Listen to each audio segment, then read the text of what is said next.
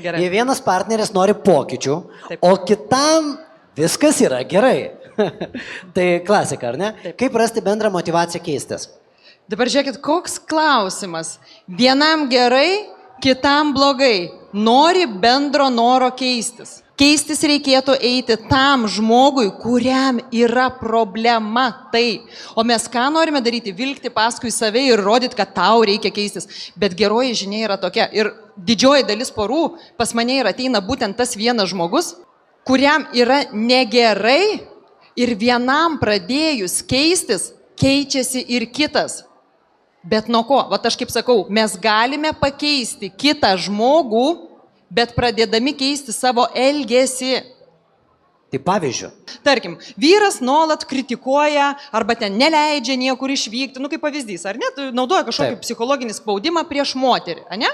Bet dabar klausimas, ką veikia moteris? Nes mes negalime atiduoti 100% atsakomybės tam vyrui. Jinai taipogi yra santykyje.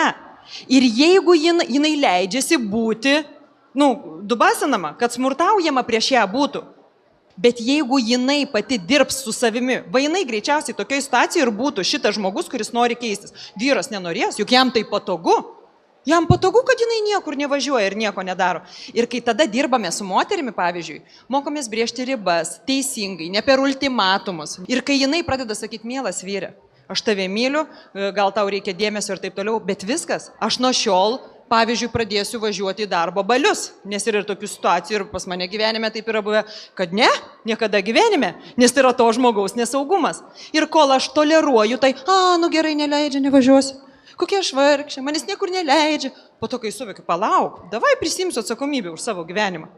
Ir tada pradedi brėžti ribas. Toks santykis arba gali nutrūkti, nes jeigu anas nepakels, o gal jis matys, tada man reikia irgi prisitaikyti, jeigu noriu būti jame. Ir tada, keisdama moteris savo elgesį, gali pakeisti ir vyro, pagauni esmę. Mane tai įtikino, kaip jūs. O tai įtikino tave? Reikia pradėti nuo savęs, nustot kaltinti. Vienareikšmiškai. Va taip, va tokia mūsų pamoka.